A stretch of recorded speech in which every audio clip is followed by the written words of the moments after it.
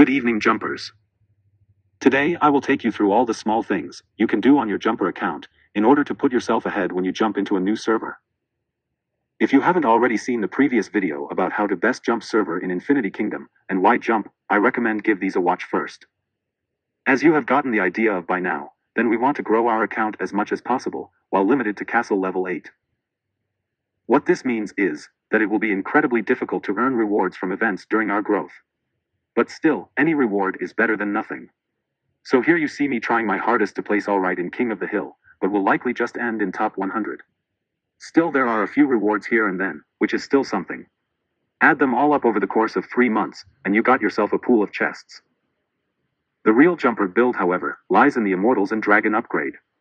During the first few levels you get a lot of diamonds, and you are likely to unlock 2 or maybe 3 epic Immortals in the first week or 2. Depending on your luck, this can give you a huge advantage. Because, once unlocked, we can start grinding the remaining shards in the market. This is one of the key advantages you will have, as you can start developing your Immortals early on.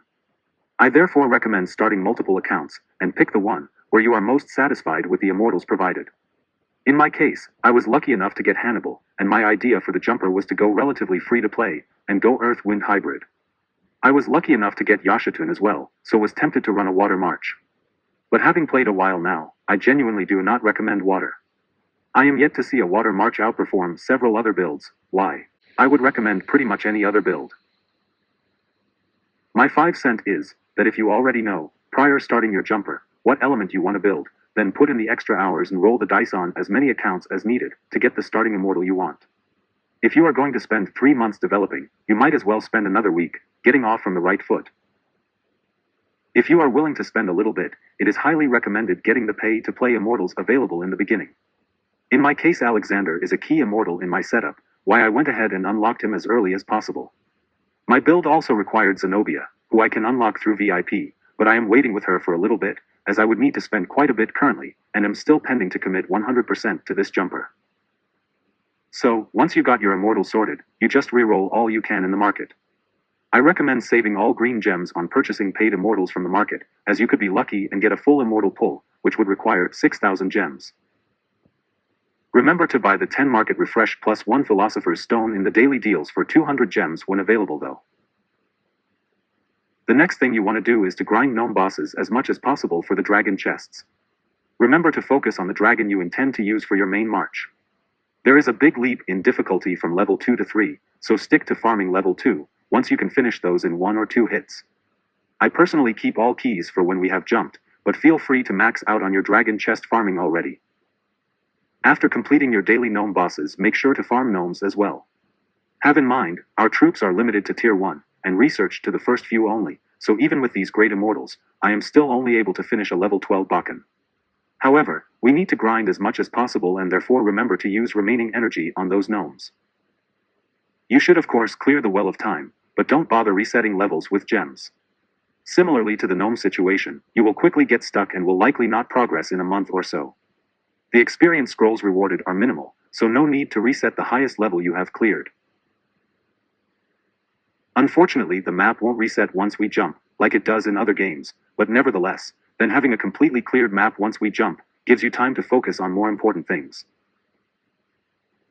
Soul Crystal are one of the most important things we wish to grind in our 3 months, why sending the ship as often as possible is super beneficial for our jumper. As the server you are on grows, the cost of this increases as well. Gold is therefore the most difficult resource to keep up with. The absolute best thing you can do is to get in touch with the most active alliances and get a spot in one of them. Getting in on territory collections are key to keep on developing your dragon and being able to afford sailing. This will likely mean that you need to donate, which you should regardless, to get access to silver coins and the alliance shop. I will tell you why. As our inventory gets full, we lose the opportunity to collect resources from territory. Moreover, we can't build nor research once maxed at Castle 8. In order to complete our daily tasks, and get the final reward at 100 points, we need to use a resource boost item once a day. What you need to do is therefore, to buy these daily through the Alliance store. You won't collect enough coins to maintain this usage, so once in a while you will also need to shop them using gems, but considered you get 75 gems back, it is still worth it. One might even argue that you should save all the Alliance coins for when you want to start collecting space portals. The choice is up to you. The remaining things to do are to play Battle Chest daily. This gives you a few hundred gems each season as well as 30,000 gold and a chest daily. Look up some simple chest builds that easily puts you in top 500. If you manage to get into one of the top alliance, you will also heap the rewards from Contention of Relics. Here you can get a few hundred gems by participating in node gathering, as well as healing troops if you move into the Forbidden Zone. Again, the gnome grinding doesn't give any great rewards, so you might as well grind some nodes for your personal contract. Remember to participate in the lotteries and do the daily tasks revolved around Illusion Battlefield and Throne of Supreme. The rewards early on help your daily grind tremendously, by for instance giving 25,000 enchant stones in just a single weekly task. All you have to do is just to build fortifications and go watch some matches and like them. Remember that you can still get points for resource collections despite your warehouse being full. Thank you for watching and hope this helped you get an overview of the limited tasks a Jumper account requires. Subscribe to this channel and join our Discord to join the IK Jumper project already now.